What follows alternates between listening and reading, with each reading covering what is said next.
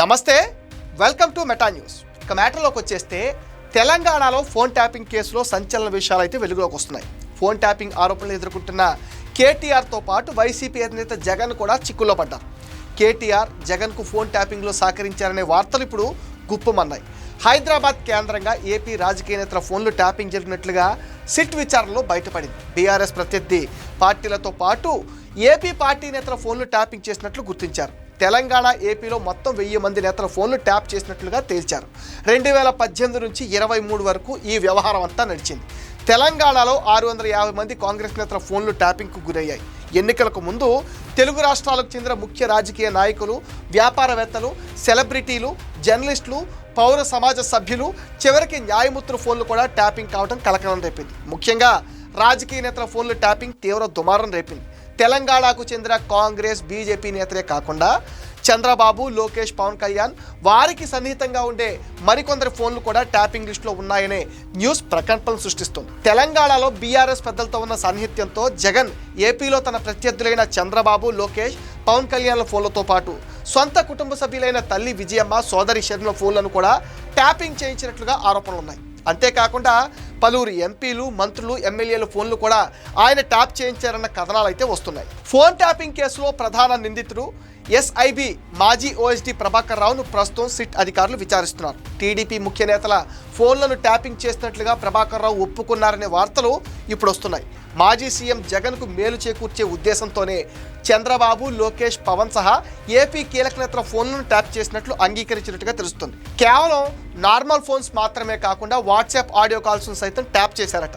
Tap చేసిన phone డేటాను ఒక చిప్లో పెట్టి ప్రభుత్వ పెద్దలకు అందజేసేవారట. అలానే చంద్రబాబు, లోకేష్ సహా మరికొందరు ఫోన్ డేటాలను, చిప్పును అప్పటి సీఎంకు దగ్గరగా ఉండేవాళ్ళు వచ్చి తీసుకెళ్లేవారట. ఇందుకోసం ఇంట్లో ప్రత్యేకంగా ఒక వ్యవస్థను ఏర్పాటు చేసుకుని జగన్ వినేవారు అంటున్నారు. ముఖ్యంగా తన సోదరి షర్మిల, మరో సోదరి సునీత ఫోన్లను జగన్ ట్యాపింగ్ చేయించి వివేకానంద రెడ్డి హత్య కేసుకు సంబంధించి వారు ఏం మాట్లాడుకున్నారు, ఎవరెవరిని కలుసుకున్నారనే విషయాలను కూడా తెలుసుకున్నారనే ఆరోపణలు చాలా బలంగా వినిపిస్తున్నాయి. షర్మిల ఫోన్లో ట్యాపింగ్ కోసం కోడ్ భాషను వాడినట్టుగా తెలుస్తుంది. షర్మిల ఫోన్ సంభాషణలను ఎప్పటికప్పుడు జగన్కు సమాచారం చేరవేయడమే కాకుండా గతంలో షర్మిల మనుషులను పిలిచి ఓ పోలీస్ అధికారి వార్నింగ్ కూడా ఇచ్చారట. ఇలా షర్మిల మాట్లాడిన ప్రతి ఒక్కరిపైన నిఘా పెట్టారన్న వార్తలు కూడా సంచలనంగా మారింది.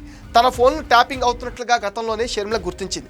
ఇందుకు సంబంధించి ఆమె వద్ద కీలక సమాచారం ఉందని కూడా తెలుస్తోంది. నాటి బీఆర్ఎస్ ప్రభుత్వంలో కీలకంగా వ్యవహరించిన ప్రభాకర్ రావు ఆదేశాల మేరకే ఫోన్ల ట్యాపింగ్ చేసినట్లుగా గతంలో అరెస్ట్ అయిన అధికారులు సిట్ విచారణలో తెలిపారు. విదేశాల నుంచి కొనుగోలు చేసిన ప్రత్యేక పరికరం ద్వారా ఫోన్లు ట్యాపింగ్ చేసినట్లుగా తెలుస్తుంది. సెన్సిటివ్ నిఘా డేటాను కలిగి ఉన్న హార్డ్ డిస్క్లను ధ్వంసం చేసి వాటిని మూసీ నదిలో పారేసినట్లు ఈ కేసులో అరెస్ట్ అయిన ప్రణీత్ రావు ఒప్పుకున్నారు. ఇది కేవలం ఫోన్ ట్యాపింగ్ మాత్రమే పరిమితం కాకుండా ఎన్నికల సమయంలో ప్రతిపక్ష నాయకుల కదలికలు, ఆర్థిక లావాదేవీలు, అంతర్గత వ్యవహారాలను పసిగట్టేందుకు అప్పటి ప్రభుత్వం చేసిన ప్రయత్నంగా భావిస్తున్నారు. ఈ క్రమంలోనే ఈ కేసులో ప్రధాన నిందితుడిగా ఉన్న ఎస్ఐబి మాజీ ఓఎస్డీ ప్రభాకర్ రావును మరింత లోతుగా సిట్ అధికారులు విచారణ జరుపుతున్నారు. ఇప్పటికే 1000 మంది ఫోన్ ట్యాపింగ్ బాధితుల జాబితాను అధికారులు సిద్ధం చేశారు. ప్రభాకర్ నుంచి రాబట్టే కీలక సమాచారం ఆధారంగా మరింత ముందుకెళ్లనుంది సిట్. ఇప్పటికే ఫోన్ ట్యాపింగ్ కేసులో సాక్షిగా TPCC chief Mahesh Kumar Goud, ZP chairperson సరితల వాంగ్మూలాలను రికార్డ్ చేశారు. తాజాగా AP PCC chief Sharmila phone tapping అయినట్లు బయటపడటంతో ఆమెకు నోటీసులు పంపించే అవకాశం ఉంది. షర్మిలను కూడా సాక్షిగా పరిగణిస్తూ స్టేట్మెంట్ రికార్డ్ చేసే ఛాన్సెస్ ఉన్నట్టుగా తెలుస్తున్నాయి. మొత్తంగా ఫోన్ ట్యాపింగ్ ఆరోపణలతో జగన్ పేరు బయటకు రావడంతో ఏపీ రాజకీయాల్లో ఇప్పుడు హాట్ టాపిక్గా మారింది. అదే నిజమైతే కనుక కేటీఆర్తో పాటు జగన్ కూడా జైలుకు వెళ్ళవచ్చని రాజకీయ విశ్లేషకులు అభిప్రాయపడుతున్నారు. ఇది మెటా న్యూస్ అప్డేట్.